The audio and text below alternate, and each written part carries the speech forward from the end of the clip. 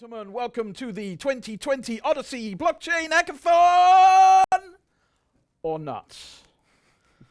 Rutger, Yeah, not quite what we had planned for today. no. What happened, man? Yeah. So, I mean, we were supposed to, of course, open the hackathon 3 hours ago on this day with 2,000 people from 50 countries, 21 challenges, 105 teams, most of them that are logged in today. Hi. Yeah, I mean, no surprise there by Well, now. I think it was quite a surprise. It was a surprise when it happened, but actually we were pretty early in the stage of rescheduling the first time.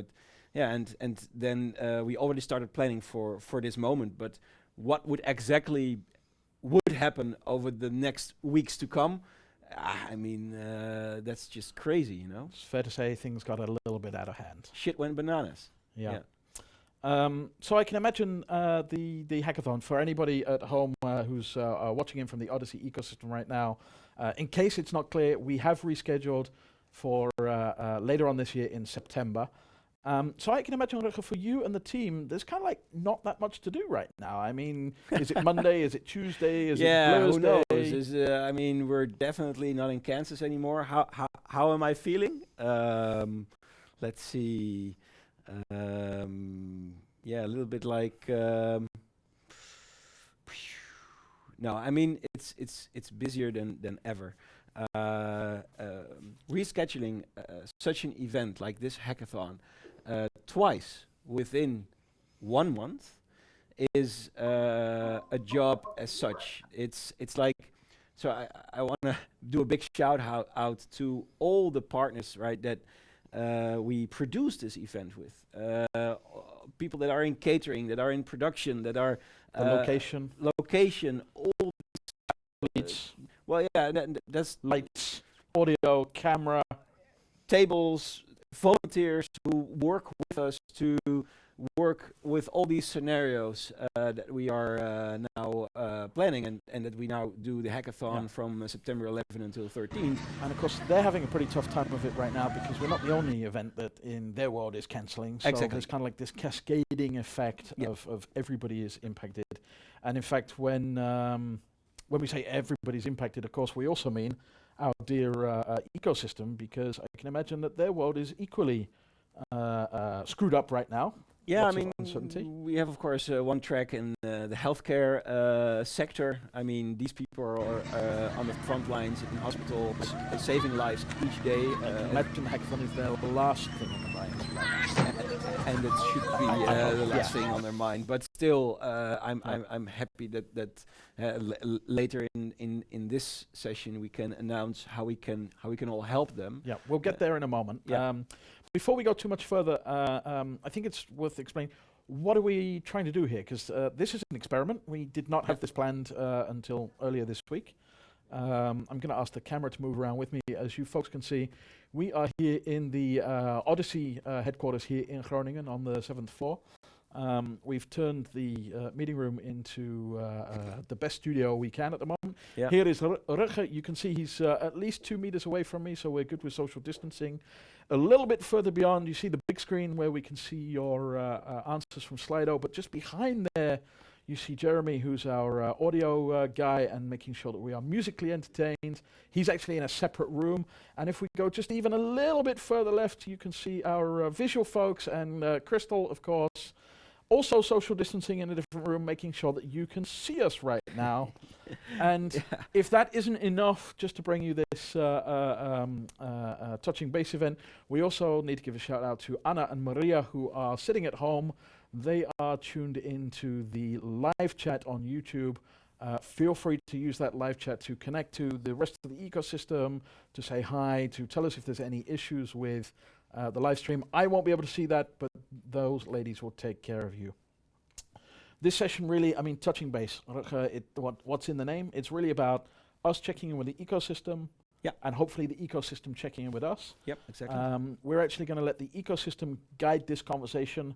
We're going to ask you a bunch of questions, and you're going to give the answers, and those answers are going to stimulate, hopefully, the conversation that we're going to have. I'm told that we're up to 290, almost 300 people in the call already. So I'm hoping there will be lots of great inputs. Yeah. I think the best thing we could do right now is just check in with how our ecosystem members are feeling. We asked them the question, despite this corona crisis, has anything inspired them in the last few weeks? I think it'd be really great if we could just have a look at some of those answers and see how you folks at home are feeling. What have we got on screen? Yeah, cooking is I mean, I must have gained a couple of kilos by now. Definitely more into cooking. And what else are we seeing from here? The ignorance of people who are not experts. Quite inspiring. I'm wondering how that's inspired. Yeah, I guess, exactly. I didn't realize people could be so ignorant. Everybody seems to be a coronavirus expert these days, or what was it? Herd immunity skill set. I love this. The ability of people to forgive and remain chill. What are you seeing that's tickling you? Yeah, I mean, this kid, I mean, this is about 2020, of course, how it feels. I'm guessing that's how it feels to be you right now. Well, getting smashed around the head no, like that. No, I think we're quite fine. I mean, I'm lucky to work with an amazing team. Many of the people who are tuned in know the people in our team, and the way they have picked up working from home, working as a team to get these events rescheduled. That's just one part of it, but the other part is also to create an entire new program up to September, to make the most out of the time we have to prepare for the hackathon, to readjust the challenges that need readjusting because the context has changed. But also, of course, Nick, you can imagine that we are in the process of rethinking a lot of stuff. It's funny you say that. I see one of the answers from the ecosystem at the moment is, apart from all of the people working in healthcare doing excellent work, the organizations which have transformed their core business to something completely new, for example, going from brewing beer to making hand sanitizer because of alcohol, of course. And I think we're going to touch on this a little bit later in the conversation about it's time to rethink everything. Yes. Speaking of brewing beer. It is Friday afternoon. It's Friday afternoon. Crystal? We forgot something. We forgot the beer. And we should have there's Crystal. So now you're going to get yours. No, first, that's not going to work. Then, or I will put I'll it tell you here what, on the if you table. pick it up at the bottom of the bottle, I'll only drink from the top. Okay, wait. So, Oh do you want the mayonnaise or the chili? Whichever one you. All right, so I get the chili. Awesome. This is so beyond awkward. No, shall I get? For Yeah, you? I mean, I really. All right. I hope you folks at home we just dialing in, or at least those of you in Europe, because maybe we got people from the rest of the world where drinking beer right now is not necessarily appropriate. But anyway. it is Friday. Tomorrow is Blur's Day, part of the weekend. Exactly.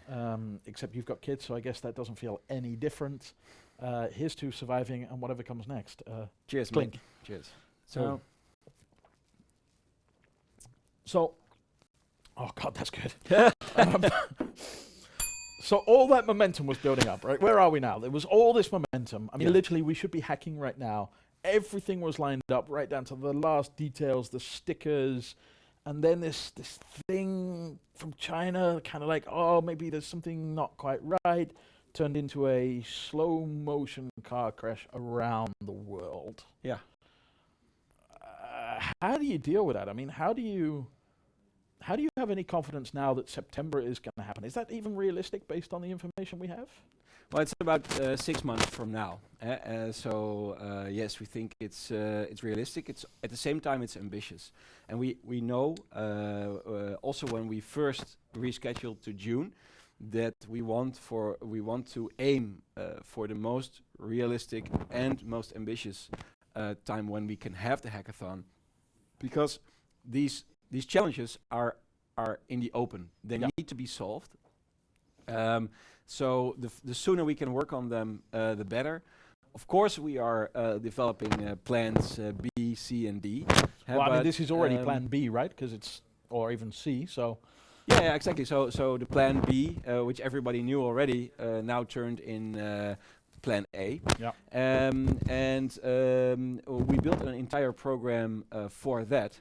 Yes, of course, we have a go no go moment. We communicated this already August 1st, and I mean, whatever we will do will help at the same time. So ambitious but realistic.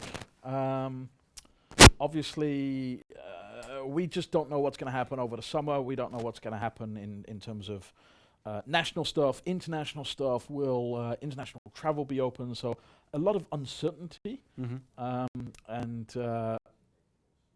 that uncertainty is not going to go anyway soon. We've got to learn how to deal with it. We can't just postpone everything and see what happens in September. No, I mean, whatever we will plan to do. So. For the hackathon in September, but we know and we acknowledge that there are uncertainties. Yeah. For example, international traveling. How will that be? Yeah. In any case, whatever we will do between now and September will only add to the quality of what we can do together. So that's interesting, right? We've kind of, if we try to spin this optimistically for a moment, we've been given this extra time.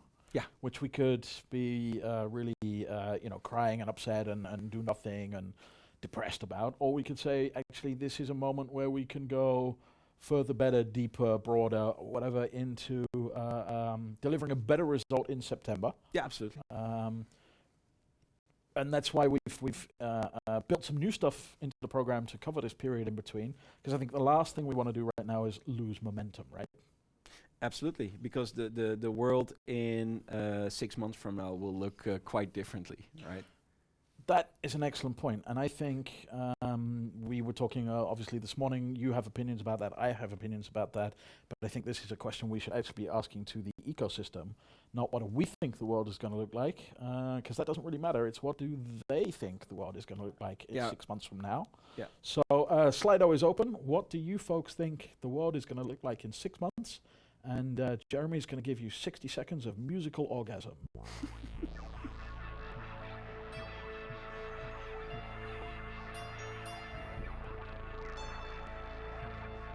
Yeah, eating on camera is so bad.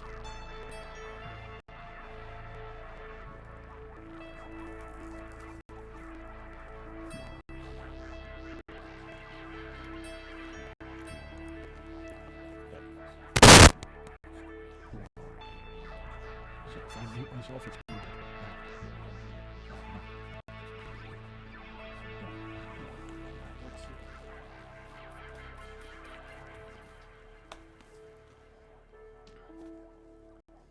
Lekker hoor.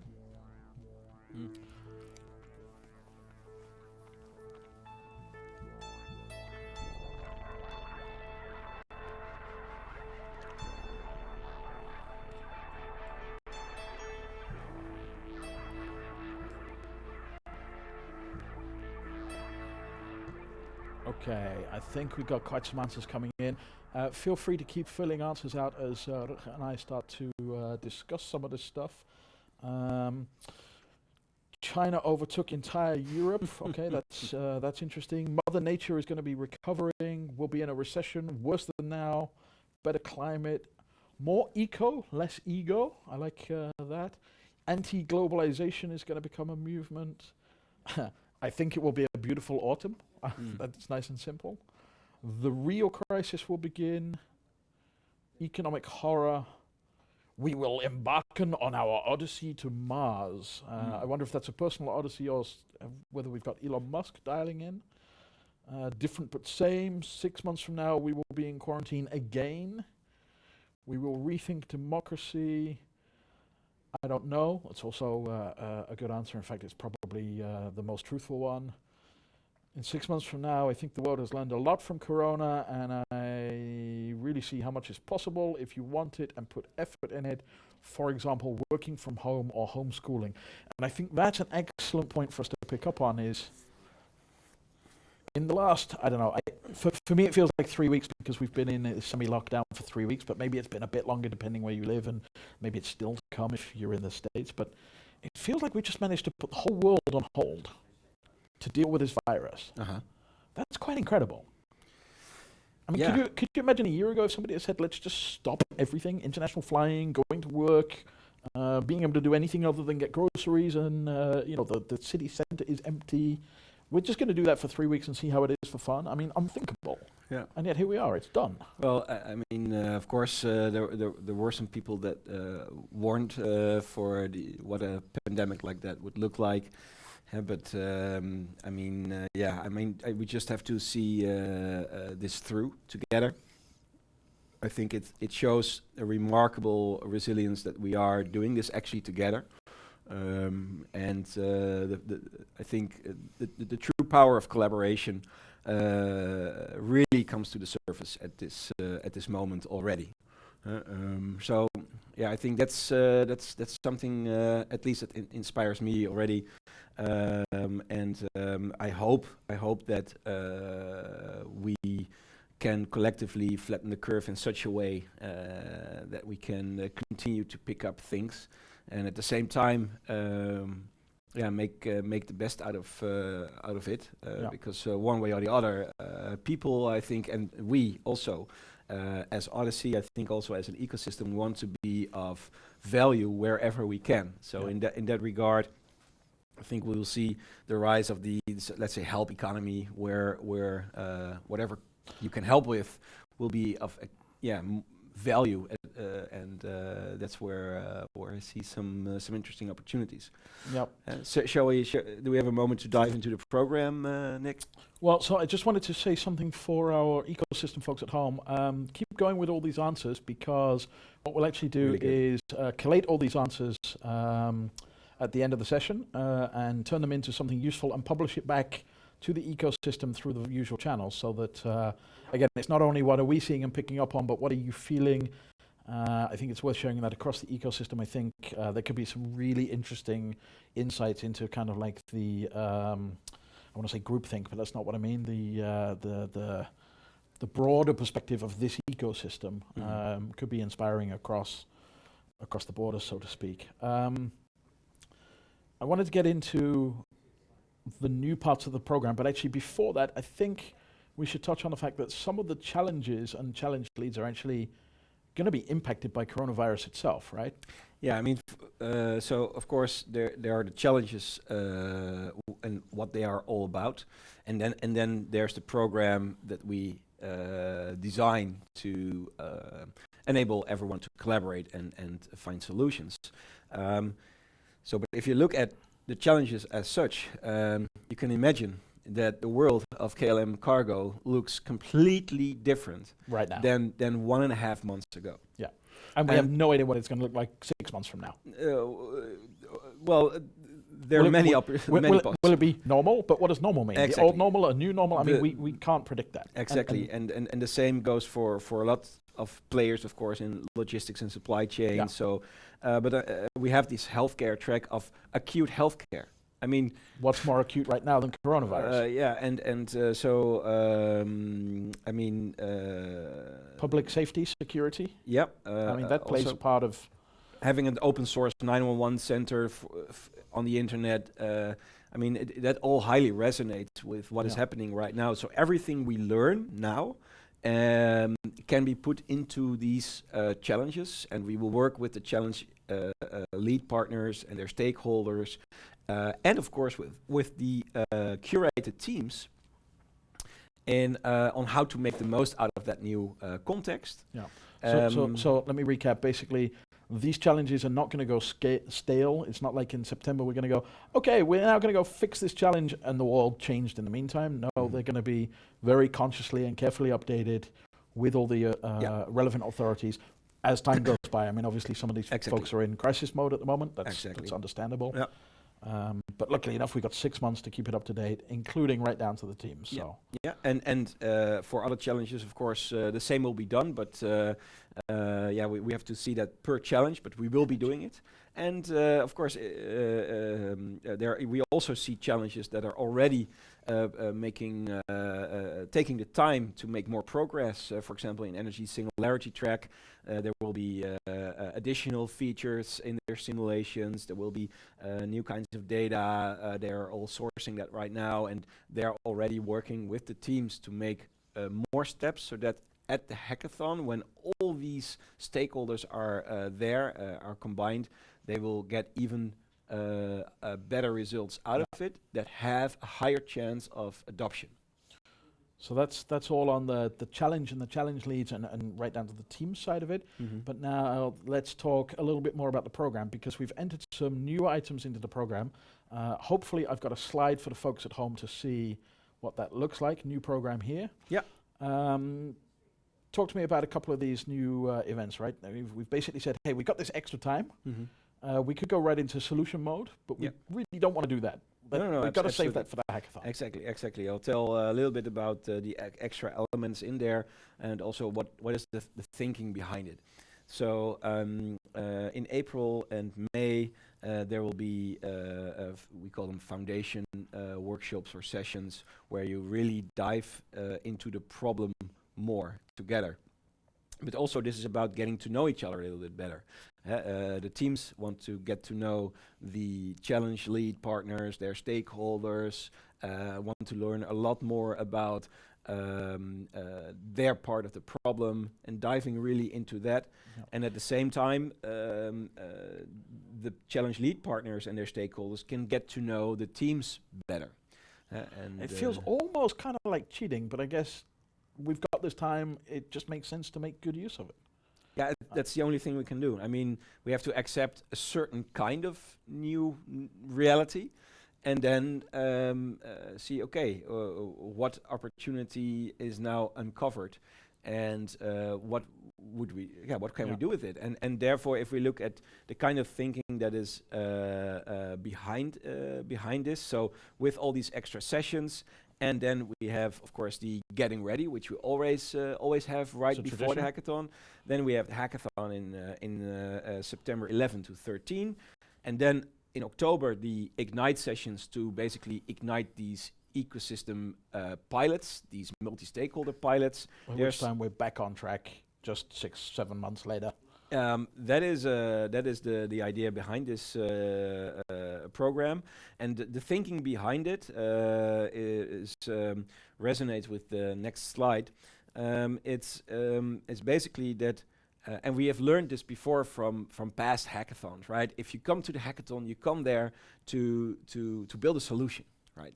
At least that's what you think. That's what you think, but actually, so actually, good tip for anybody here who from the ecosystem, and this is going to be your first hackathon.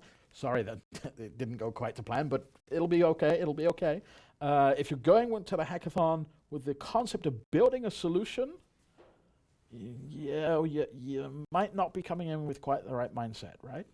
Well, I mean, if you only build a solution, then you could have built it at your office as well. You could build it right now. You can build it right now. So why you actually come to the hackathon is to find that sweet spot in the problem, that all the ecosystem members, so that are the challenge leads, their stakeholders, that might be clients or vendors or business partners or what have you, what they feel is the value of the problem that you're trying to solve. So in everything I've just told, the word is solution doesn't come up, is not yet there. So if you can really use the hackathon to get an agreement from all these potential users of such a solution on that it actually solves a critical problem for them. That's where the magic is. So what you want to do with the time right now is not jump to solutions over the top, but you want to go down the rabbit hole. You want to go down the rabbit hole of what is this problem really about? What is the nitty gritty? What are the root causes of the symptoms we can see on the surface? And that's why this extra time is almost like, I say it feels like cheating, but actually it's kind of like a blessing. It's like extra time to get extra deep, to get extra factual. Yeah. which theoretically would lead to a far better outcome when we start prototyping, solution thinking Yes, at the hackathon and afterwards. It's also, of course, people are like, let's get going, and especially in these kind of times. So, but hey, not yet. Yeah. You mentioned to me this morning actually that even some of the partners are talking about hosting some extra sessions one-on-one with their chosen teams, the expert sessions or tooling sessions. So that's not on our slide, but I get the feeling there's going to be quite a lot of stuff happening between now and September that we can't foresee, but just makes everything that little bit better or gives an edge. Yeah, of course, the partners now have more time to get on board more stakeholders, more and better data, all kinds of experts. And it's super cool that some of them are already planning webinars with these experts and all kinds of sessions, asynchronous. But of course, we will help coordinate that. Sure. But each challenge has its own pace in that regard. Yeah. So yeah, that's kind of exciting. We will see a whole event timeline will emerge from this. Yeah. So let's talk a little bit a moment about the next slide, which is the foundational workshop. Yep. What is your thinking behind that one? Yeah, so we have two dedicated sessions per challenge, and the purpose of these sessions is to really dive into understanding the roles of everyone in the ecosystem and what do we really want from the teams? What do we really want to see?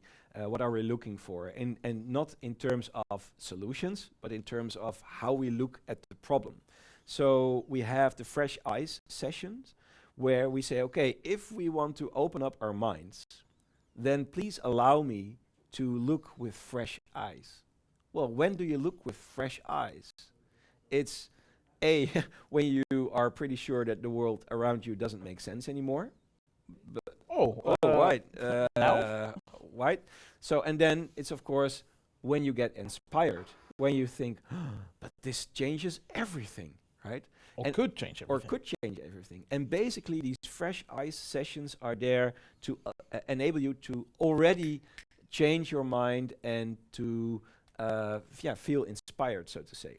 And of course then if you do that from both sides, from the team perspective and from the challenge perspective, then you meet in the middle, and then it's chemistry, right? It's really cool. It's gonna be really cool, and I'm looking forward to that. And when you look at the challenge workshops, they were already planned, and this is really about where the teams will tell more about the specific problem they want to solve and their vision, and where the challenge leads will say, okay, where is the potential in that?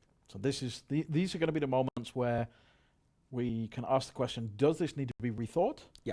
And if it needs to be rethought, let's start now, ahead of the hackathon, so that we can still come into the hackathon at full speed ahead, ready to go, but potentially with outcomes that we could never have dreamed of just 6 weeks ago. Exactly. And then you mentioned it already, the next part is the traditional now getting ready conference. I've got a sort of gut feeling that that's going to be more important than ever this year. Yeah, it's basically a moment to connect with everyone who is going to the hackathon already, and so the hackathon will feel like a reunion when you visit the Getting Ready. But also, really, we will share the stories that will enable you to be, let's say, winning at the hackathon. And it's not just to see how you can be number one or something in your challenge. It's about what you can do to actually turn this into impact. Right. So we will share stories from teams and partners and other stakeholders that have a great deal of experience with what they did before, during, and after the hackathon that turned whatever they did there into a great success. Yeah, it's kind of like, it's not really how to win a hackathon because nobody really knows, but it's like these are the things that really worked for us to create impact in the last year or 2 years or 3 years, depending on how far that organization and ecosystem is. So then beyond the getting ready, we go into the hackathon, of course. So I'm already excited for that. I was already pumped. We've been talking about this program. We've let it go on the screen. We've talked about the theory behind it. I'd love to go back to our live stream viewers to just find out, okay, do you have any questions specifically about this new program? Is there something you're really excited about, or is there something you see that is missing? No promises that we can make it happen, but we're up to hearing what the ecosystem needs. I'm going to give you a minute or two to give us answers on that, and here's some music in the meantime.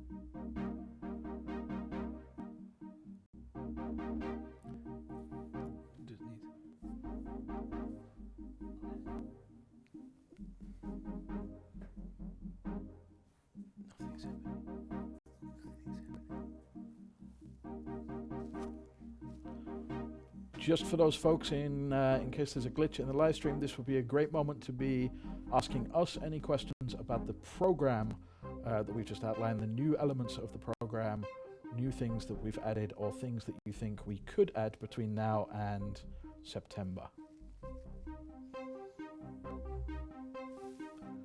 Oh, I was on mute, so nobody heard that. Were you on mute? Did you unmute? Did you unmute or not? I don't care. I'm not seeing any updates on my Slido screen. Maybe I'm taking a bitter ball. Yeah. Do not eat my flummages. Yes. Oh. Okay, I can see some questions popping up on the screen that are relevant. If you're still asking questions, keep going for it. But are we prepared to postpone the hackathon again if the situation requires it? So postponing from September. You might not be able to see this, but I can on my screen. I think the answer to that is very clearly, if we must postpone it, we will. Well, yeah, I mean, at this moment with the team, we are preparing scenarios B, C, and D.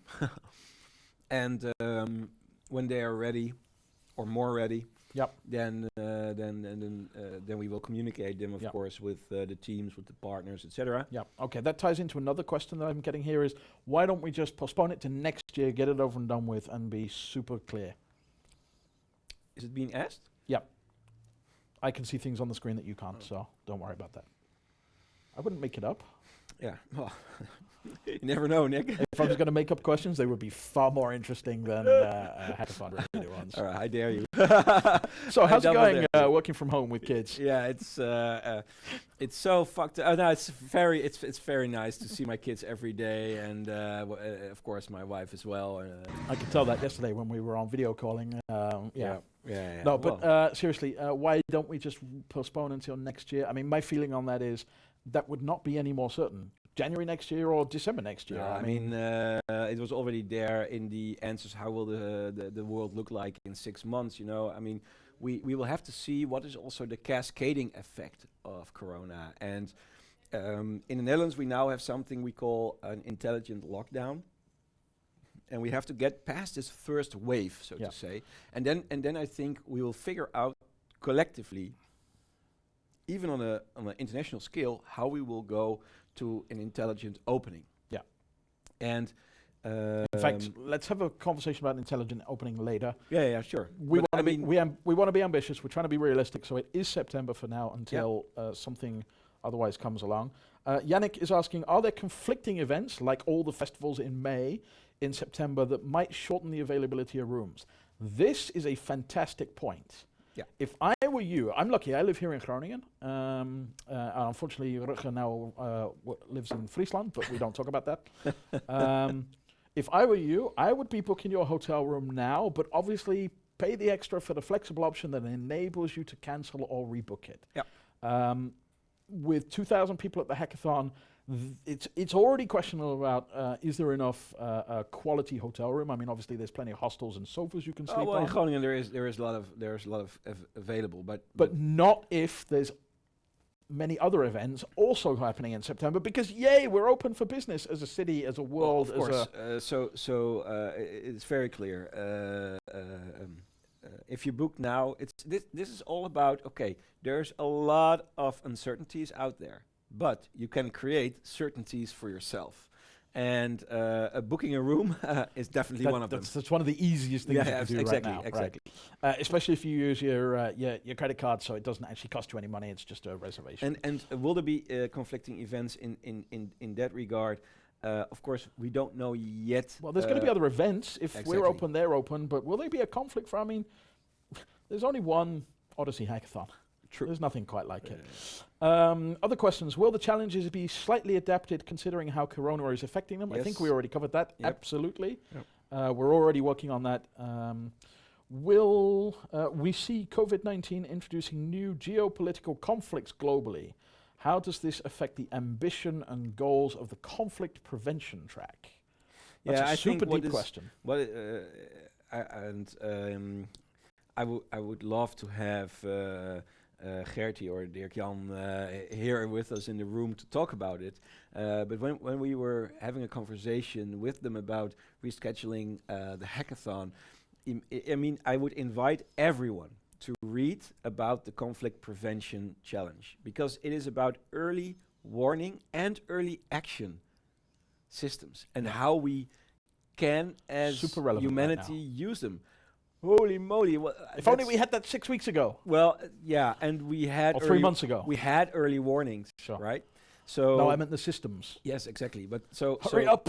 I mean, this is extremely relevant. It's like we need the hackathon now to solve the situation we're in now. Yeah, Can't we? Like, why is there no time travel track?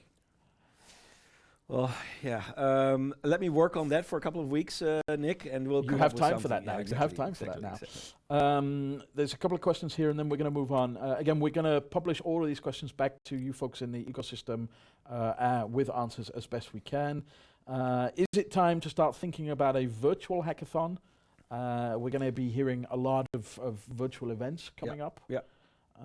What's your thought on that? So I would say it's our scenario D. So D for don't do it. D or for do it. Yeah. But this is not an easy one, and I'm going to be very open and frank here. So people love going to the Odyssey Hackathon because of the experience we are building. And you cannot get that online. Well, the question is not we cannot do it. I do this enough. How might we? Trust me, until VR is good enough, we can create an awesome other experience. Yeah. But it won't be the same. So September is Plan A. Yeah. We do everything to get there. But we have other scenarios. There are other scenarios to postpone to other dates. And there is, we are looking into how could potentially, probably, a virtual hackathon bring such an experience that you think it is even better than getting together in one venue. But that for me is interesting, because then it's not a hackathon as we know it. It is completely rethought from the ground up, and that is going to take more than a few days to figure out. Exactly. So for us, this is this whole crisis or transformation in everything that happens in the economy, society, etc., is a journey to rethink a lot of things while really picking up the quality of everything we can do. Yeah. All right. So we're going to keep moving on through, because we've got more questions we want to ask this our participants from the ecosystem to find out what's happening in the world. You've heard now, folks, a little bit about what we're doing to prepare and what the challenge leads are doing, and new parts of the program and stuff. my question to you now is going to be, and get ready to go back to Slido. What are you, as a person, but as a team, as a company, whoever you are, what are you going to do to make use of this extra time over the summer? Hopefully it'll be a nice hot summer. We'll deserve it. What are you going to do to better prepare and have a better outcome from your hackathon in September? Again, going to give you a minute or two, and here's some music to keep you amused.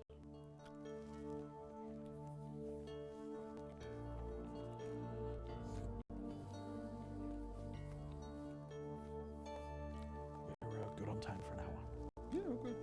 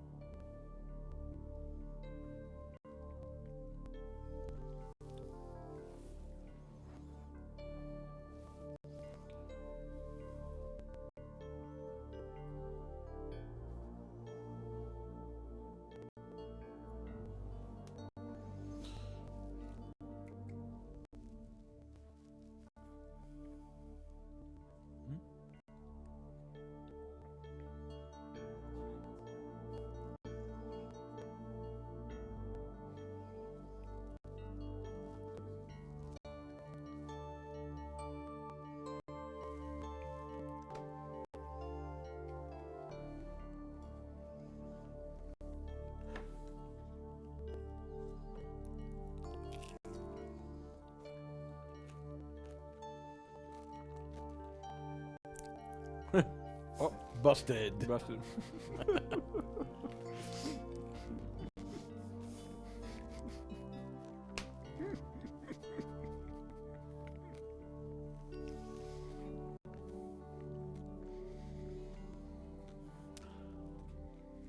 All right, I see plenty of answers coming in now. I think we can start addressing some of them.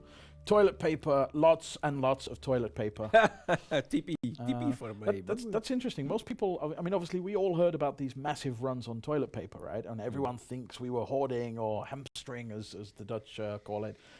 But actually, I believe there was a pretty simple reason why we were running out of toilet paper, and that is yesterday we were all using the toilet at work, and then the very next day the whole country was sent home from work, and so we were using the toilet at home. Therefore, you go through lots of toilet paper, Heaps and of your toilet boss is spending no more money on toilet paper. So for me, it was pretty. Decentralized TP use. There we go. Yeah. I see some great answers here. Exploring new partnerships. Wow. One really interesting or relevant, I guess. Keeping my core business alive. Yeah, we understand that perspective as well. Trying to survive. Trying not to die. I hope you're suggesting these things in good spirit. Improvising, adapting, overcoming. Going to online hackathons. Answer one, what summer? Yeah, that could also be a fact. Immersing, herding cats to create collaborations. Question, what if some of our team members decided not to join the hackathon anymore? Would we be eligible to join with the remaining members? I think we need to have a conversation about whether an entire team drops out or half a team, or can you fill the team with new people? I think we're going to do our best to be as flexible as possible. Yeah, well, reason. it's very easy. You need at least 5 members to be there. If team members drop out, we can help you find new team members that will be there. And of course, you're welcome to bring new team members yourself. Yep. But we have a whole ecosystem full of people who also don't have teams. Maybe we can combine 2 half teams into one whole team, etc. Yeah. Lots and lots of alcohol. Cheers to that. Getting to know other participants and stakeholders, hacking on as many things as I can, embracing the unknown, and not fearing the rabbit hole. That's a good one. Mm-hmm. The rabbit hole is there to be enjoyed. I see lots of great stuff here. Again, we're going to publish all of these answers to you all. I'm sure there'll be some good stuff in there. Next question I've got.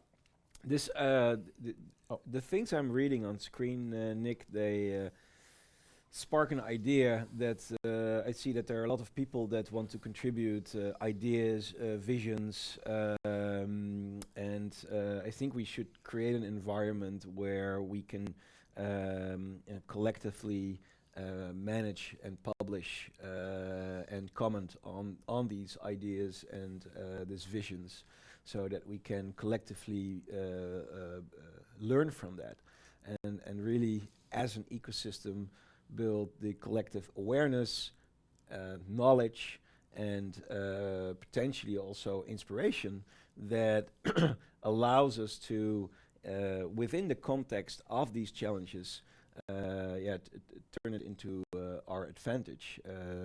So by I our, see you a mean the whole lot of ecosystem, right? yeah. I 'Cause mean, what would be worse than a whole bunch of ecosystem members reinventing the same wheel simultaneously, not knowing that other people are doing the same thing? yeah, exactly. Okay, so that's a half promise from Odyssey to figure out how we can open up some sort of ideation, message, boarding, collection, word cloud thing. Yeah, exactly. I love the flexibility there. We're going to go right into the next question for you folks at home, because what I see from the answers is they're mostly positive. I mean, even the ones that say trying to survive, that's already a positive mindset. Absolutely. And so this is a little bit broader question, I guess, but we're wondering what you believe the post-corona society or economy, or combination of, looks like. We're going to fire up the next Slido sheet for you to be able to give us answers on that. What do you think the post-corona society and economy look like? Going to give you about a minute, and here's Jeremy with some music.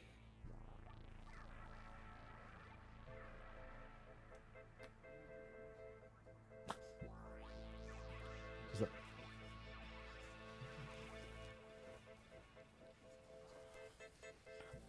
sliding down the sofa? Okay.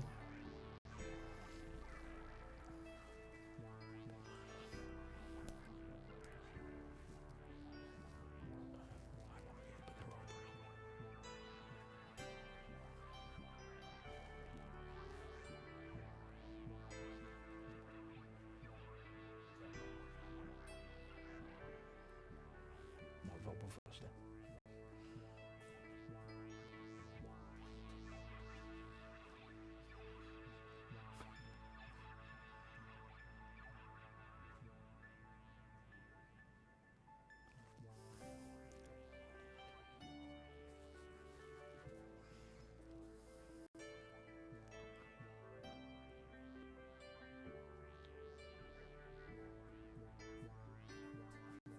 Nee, we hebben nog veel langer. We're okay on time. Alrighty, quite a few answers coming back from this one, ranging from everything from back to like it was before, better, different, more focused on really relevant things, distributed, more anti-fragile, less egocentric. Vaccines would be super useful. COVID-20. No, let's not start planning on things like that. Lots of layoffs. Yeah, I mean, we're already seeing that in the US. If we're suffering right now with the medical part of the crisis, we know there's an economic wave to follow. Hopefully, what our governments are doing are going to try to minimize that as much as possible. But it is a real thing that we're going to have to deal with. Yeah, I mean, we're still in the middle of the surge, I would say, of the wave. So we also have to acknowledge that at this point in time, I mean, here we're talking about touching base with the ecosystem, but at the same time, we have to acknowledge and really also think about that, for example, with our partners in the healthcare track, the University Medical Center of Groningen, Martini Hospital, and others, acute care network. They're at this moment trying to help people and prevent them from dying, which is not. I mean, some people cannot even be saved, and No, and I'm We're still so in the middle of the search of that. So I think in that regard, we also yes, there will be this economic wave coming after it. Could be recession, could be depression, but first together, I think we have to go through this wave already and start preparing for the other waves to come. And of course, it's okay for us to sit here with a beer and be reasonably upbeat and chipper. That's also part of a coping mechanism for a lot of people. Yeah, I think so. I mean, personally, I'm in awe of we heard the stories from Italy, for example, of not enough ventilators in the ICU, and therefore doctors and nurses and medical staff having to say, you can live and you can die. I hope I never have to make that decision in my life. No, you can't. I think we can't imagine it. But at the same time, we also there see what open source tech, what technology can bring to help there. So all the initiatives that come and to the rescue and to the help, I think that's also incredibly important that we keep supporting each other in that regard. Yep.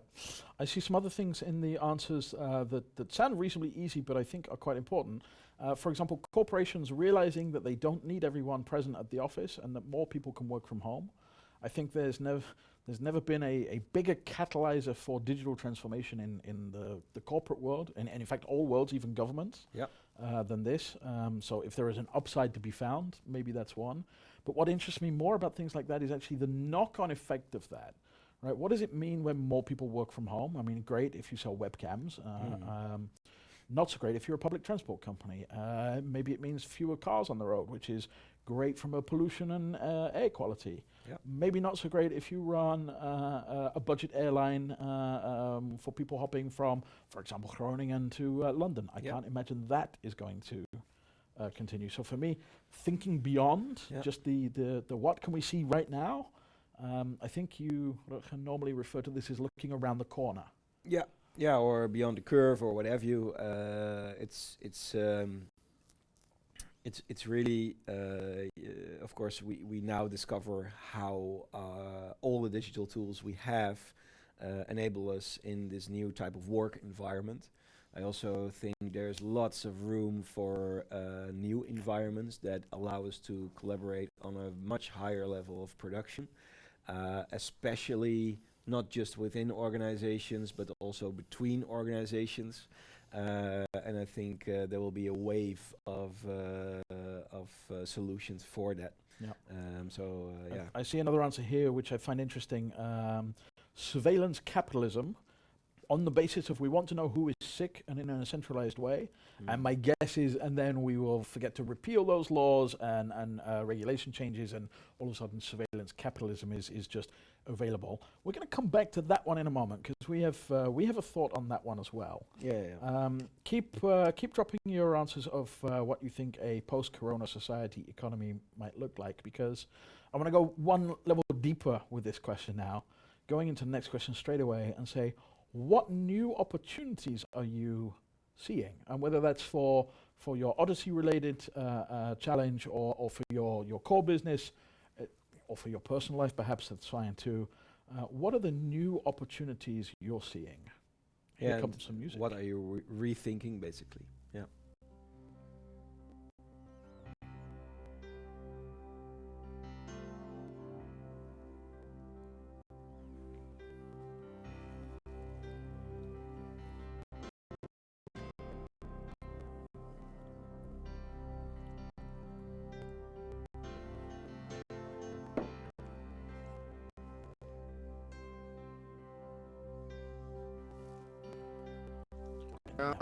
Well, as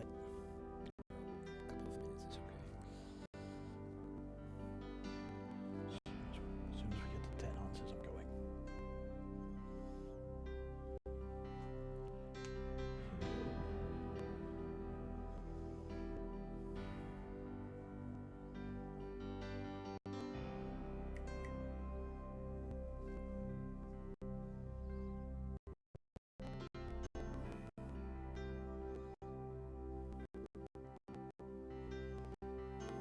Empieces nada.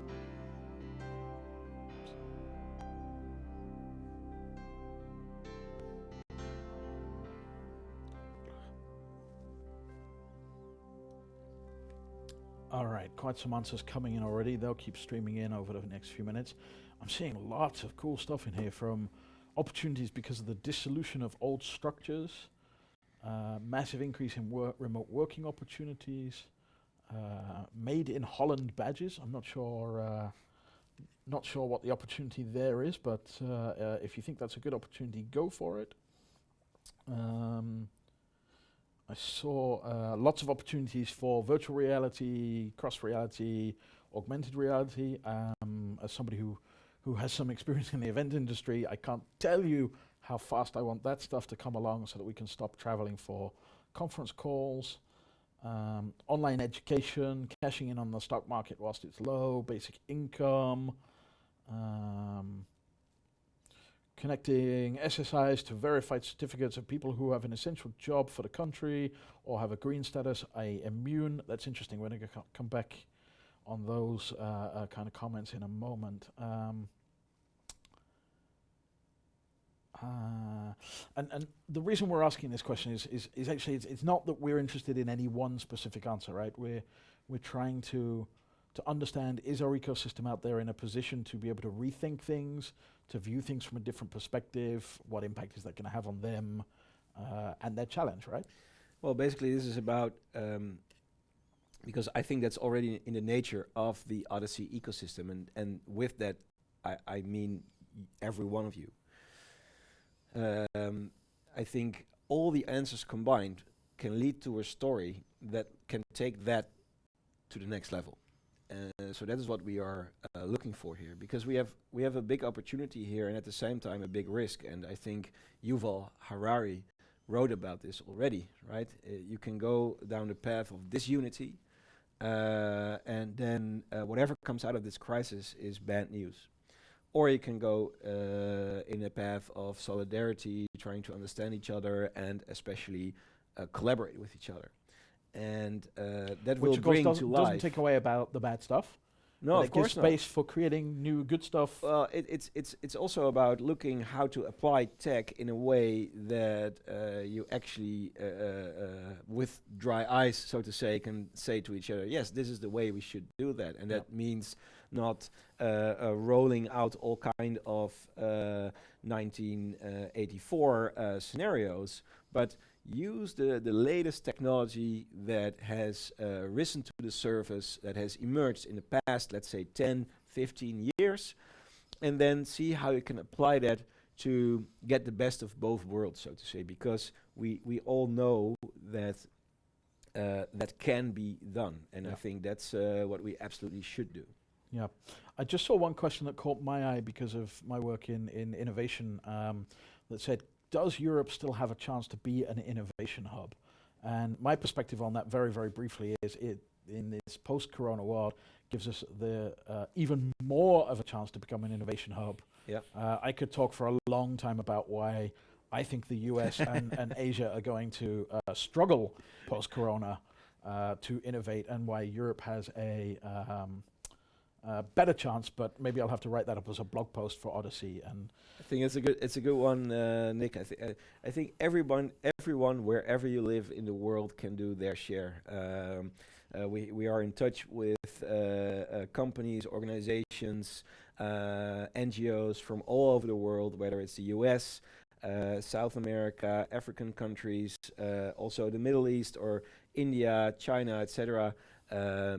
People see opportunities to help each other out all over the world. And I think that if we can connect that mindset on a new level together, I think that's when things are going to move in that direction further as well. And of course, we have this perspective uniquely within our ecosystem of decentralization, so that's going to help too. Exactly. I want to dive right down into the next question, which is, again, for you in the ecosystem, I'd like you to think not about us as Odyssey, but about the rest of the ecosystem. So all the other folks that are on this live stream, all the folks that you see at the hackathon, all the folks that are one step beyond that, what do you hope that they are going to do, or what can they do for you to anticipate these changes that we're talking about and make stuff happen? Some answers. What do you need the rest of the ecosystem to do?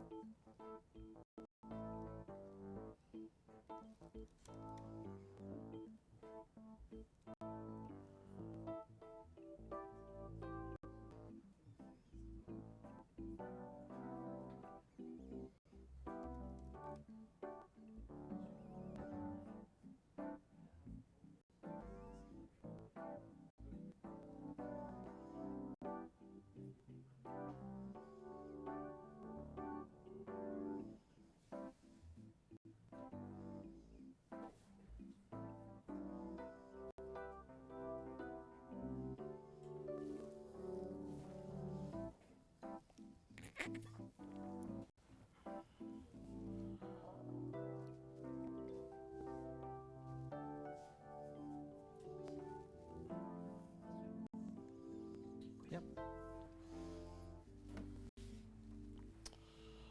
All right, loads of great stuff there. I did see a couple of mentions of mini hacking sessions, getting together online and doing stuff, not playing any blame games, more communication. I saw somebody mentioning an Odyssey communication board or channel would be useful.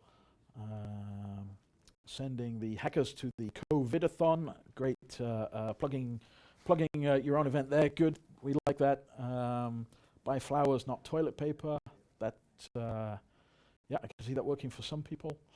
We're going to take a look through these, and again, we'll publish them back out to you all later as well. But for now, we're going to take this in a slightly different direction because we need to start wrapping up. But we actually have some breaking news. Yeah. One more thing, so to say. One more thing, yeah. We kind of hinted as we went through this conversation that the coronavirus is having an impact, obviously, on some of the challenges, particularly in the health. Yeah. And a few people picked up on a very specific challenge that we have happening right now, and that is not the shutting down of society, but actually the opening up of society. Yeah. So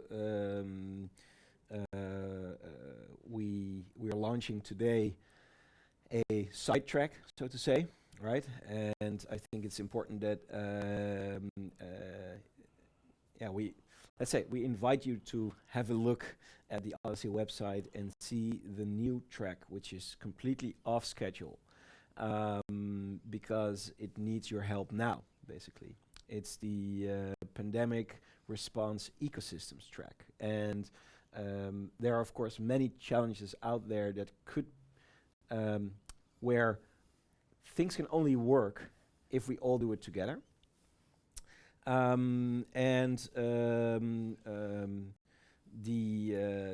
This challenge is especially about what you already mentioned, opening up. So, but it's not just about that. It's also about feeling safe. So, because we will have Salim and Neil in the call in just a minute. But we're very happy to work with Milvum, Yes Delft, the City of The Hague, and other ecosystem stakeholders, right? In a completely new way of allowing ourselves to track each other, but in a private way. So completely, as we call it, self-sovereign interactions. So this hold up one second. This comment that we had a few minutes ago about surveillance capitalism because of healthcare and worrying, actually trying to get ahead of that and saying, how can we get all the benefits of the tracking, but without the loss of the privacy and the surveillance? Yeah, issues? exactly. Shall we bring Neil and Salim into this conversation? Yeah, I think it's good. And after the conversation, we can also mention how we turn it into an Odyssey challenge, and what we invite everyone for, both the partners, so all the corporates, the government institutes, as well as the teams to work on with us. Yep. So I'm going to attempt to pull these guys into the call right now. I believe I have to do that by muting my microphone and opening this one up on my laptop. Neil, Salim. Can you hear me? Yes, we can hear you. Yes. I'm getting a bit of echo on my side, but we're here in the studio. There's Rutger as well. You folks have been working hard on trying to set up this challenge. And just to recap for the audience, this is not a hackathon challenge. This is a challenge that sits outside of the hackathon track. It's relevant right now. And my understanding is people can start working on it pretty much immediately. Is that right? Yeah, that's correct. Because we believe that this thing is a problem for mankind, and I think that we should work together, innovate together to get out of this pandemic together by combining our knowledge on how to innovate. And I think it's a perfect time also for the technology that we have today. And it's possible to make something that protects our freedom, protects our privacy, and also make it possible to have back control of this virus spread. Yeah, and Salim, Neil, can you like quickly wrap our heads around this concept of how this can be done? Yeah, I'll hand it over just real quick to Neil. We started, 2 weeks ago. I called Neil with the idea: how would technology help get a grip on this pandemic? And what we want to do here is we have an intelligent lockdown, as our minister is saying, but we should also need an intelligent opening. So how can we help empower citizens to get a tool in their hands and really be able to help battle this pandemic? And I want to give the word to Neil. He can elaborate more on this. Yeah, so at its heart, this is really trying to see how we can detect interactions local to a particular device. So everybody nowadays has mobile phones. Those mobile phones can detect who is around them, but then store information related to those interactions locally on the device. It does not go anywhere else. If later on that person becomes ill and needs to notify the people that they have been in contact with, then via privacy preserving techniques, you can send notifications to those people. They do not have to know who you are. You can choose what you share.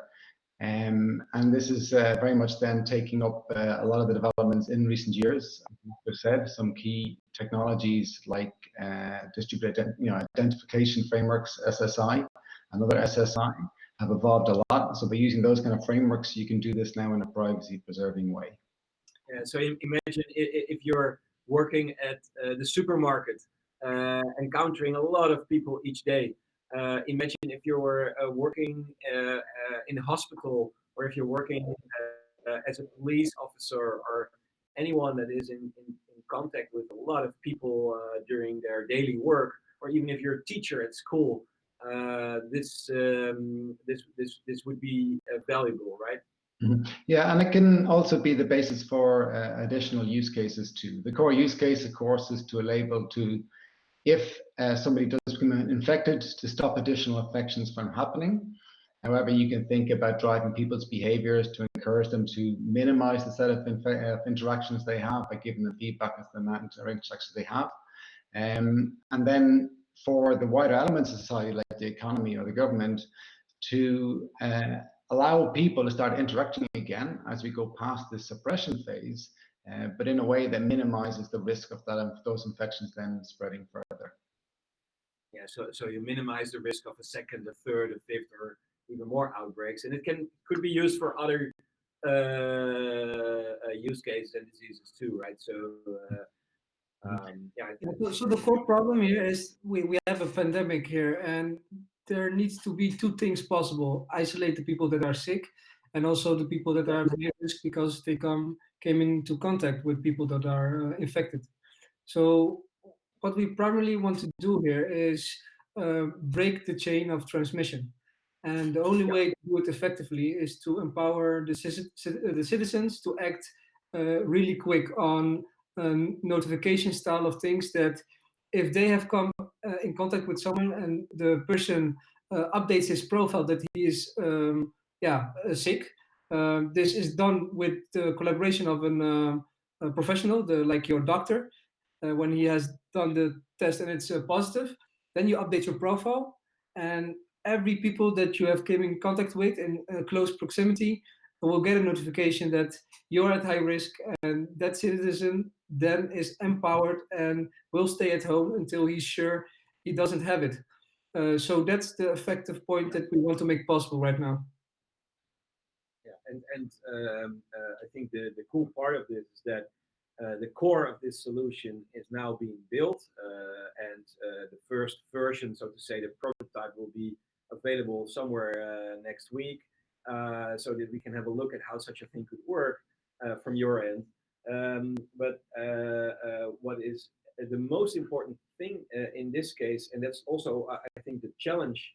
I mean, next to preserving, of course, our privacy, is how do we enable everyone to use this and take the solution from a mass collaboration point of view. So really, the challenge is really about how do we create solutions that enable exponentiation of such a system. Yeah, so what we think that's really important here is that we are building on this openly, full transparency. It is an open source project, and what's key here is collaborating with the people that have good solutions for the challenges that we face right now. And the challenge is getting a robust system fast that preserves our privacy. So we have a technical design. We'll upload tonight on our GitLab. And we chose GitLab also at the advice of Neil. Maybe you can tell something about that? You know, Really quick. yeah, really quick. No, at its heart, and probably the only message to take away is this is open source, this is fully transparent, and we want everybody to collaborate. Let's build something together. So on the website, you can indicate that you want to help out. This is a warm invitation to that.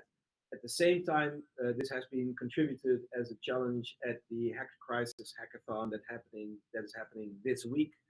This weekend, so to say. It starts, Nick, in 6 o'clock. I will be moving from this studio to another one. Yeah. exactly. So Nick is emceeing that one as well, and teams are invited to help already with this challenge. Yeah. So please let us know ASAP if you want to work on this, and there will be also a presentation for partners, stakeholders, ecosystem members, and teams later in the week.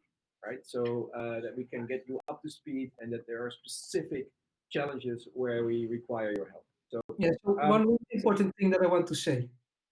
There could be one good, robust system that preserves our freedom and privacy, and that means if we, as a core team right now, and getting all the help from everyone, if there is something else that's better and it's out of the open, we can join forces. And the last thing that we want is to have application there that has 30% of the market share. So there needs to be one thing. So if it means that we are not working on the best solution in the upcoming weeks, if we come to that knowledge, we will support the best solution. So there is no place for we want to do this out on our own. No, this is the only way to ego. generate. Yeah. Thank you for that remark, Salim, and also thank you both, Salim and Neil, to be in the conversation today. Yeah, guys, I'm gonna have to cut you off here because we need to get this wrapped up. I wish you a lot of success with getting this done. So you heard it here first. Breaking news: brand new challenge, not for hackathon, but starting right now. Odyssey.org. You can find out more information. Hackthecrisis.nl if you're quick enough and you want to start working on it this weekend. We've got one question left for the viewers, and there's still, I think, a couple of hundred online. So thank you for staying with us. The question is really quite simple. Was this good? What did you like about it? And should we have another touching base session in a month or so, or maybe right at the end of summer? We'll figure that out. Let us know what you thought. From me, I wish you success in navigating the coming days and weeks of bumpy stuff. Rutger, last words? Yeah, I think I mean, I would love to see the answers we're coming gonna in. See that, but And you've got to talk whilst they're answering. Yeah. Okay. So. Pete says nah. I saw what you did there. Yeah. I mean, for us, it's also a very exciting time to more flamingos. We can definitely make more flamingos. Okay. Well, we have some here. So and we definitely would love to have your impact on the ideas on if we can take these kind of sessions forward. I mean, we have the studio set up now anyway. After this, we're going back to working at home again. Yeah. So would be happy to jump in front of this again and also have guests in the show like we had Neil and Salim in the show. And I think there are always good things to learn from. That's just I like enjoyed our conversations, so to say. And it's also a way to basically see how we can pick up some kind of flow again, right? Yeah, so, or just keep moving. I think that's probably the best way. This was an experiment, so not putting memes that have sounds over the conversations. We will definitely not hire audio-visual team for that, and we will learn from it. More on topic, please. Whoever said that, would be fantastic if you could tell us what you think would be on topic. That would give us some direction. Questions of people should be shared. Yep, we are going to share all the Slido results. We might just sanity check it for anything that is indecent, but I think you've been a good audience participation group so far. This was too arimetric. People should post the questions, interact rather than listen patiently. Yeah, we did talk about should this be a live stream of a conversation with us, or should it be a 250, 300, maybe 2,000 people Zoom call? We'll take a look at how we might be able to manage that in an interesting way for next time. Please install the Flamingo filters. Breaking news was good. Shorter is better. Fantastic. Okay. We're going to take a look at these answers over the next few days, weeks perhaps, and I'm sorry, we'll Dave. hear from us. Yes, definitely. Last words for you. Thank you all for joining in the conversation. I mean, all the partners, ecosystem members, and of course all the teams and people who feel connected to the Odyssey ecosystem. I feel we are embarking on a totally new dimension in this journey together, and it's an honor to have you all on board of this and to have your input and to learn from you. As I see some very positive feedback among there as well, so I think we can definitely do it again. I want to close off with some music from my dear friend Steven Gilbers.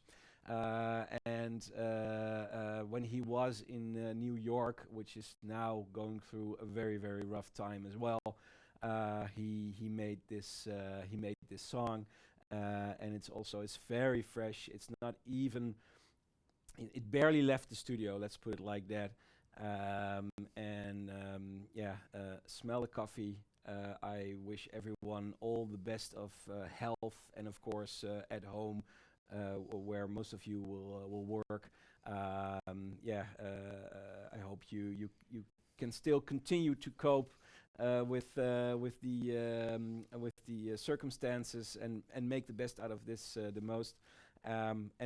Again, our partners in the healthcare challenge, I wish the utmost and the most sincere best of everything, because they need it the most.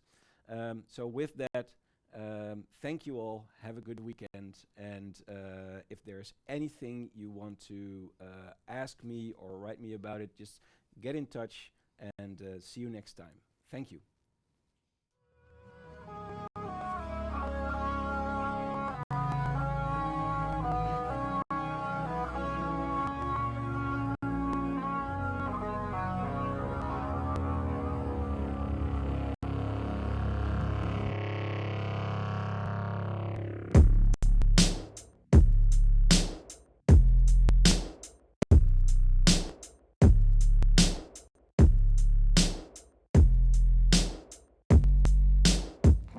Smell the coffee, bitches ain't getting off me. Whispering to me softly, I gotta fucking leave. Gotta get back to work, stay on this fucking grind. I ain't a jerk, I'm ambition personified. We about making dollars. Shout out to Eric and Paris, we the new renegades. Jay-Z and Marshall Mathers.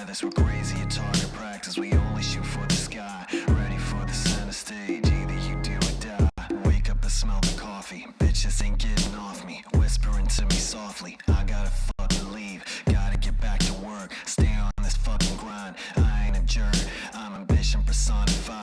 We about making dollars. Shout out to Eric and Paris, we the new renegades. Jay-Z and Marshall Mathers, we're crazy at target practice. We only shoot for the sky, ready for the center stage. Either you do or die. Wake up and smell the coffee. Bitches ain't getting off me, whispering to me softly. I gotta fucking leave, gotta get back to work. Stay on this fucking grind. I ain't a jerk, I'm ambition personified. We about making dollars. Shout out to Eric and Paris, we the new renegades. Jay-Z and Marshall Mathers, we're crazy at target practice. We only shoot for the sky, ready for the center stage. Either you do or die.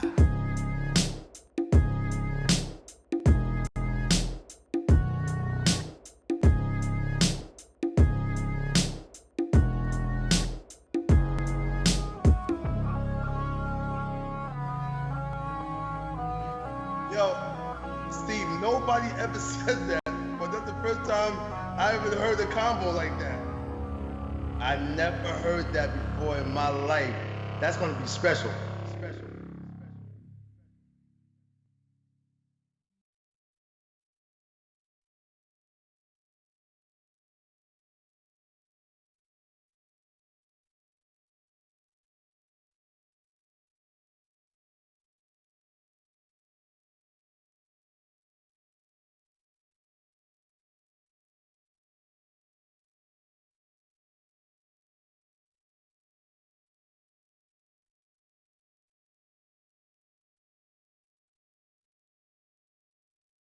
Empieces nada.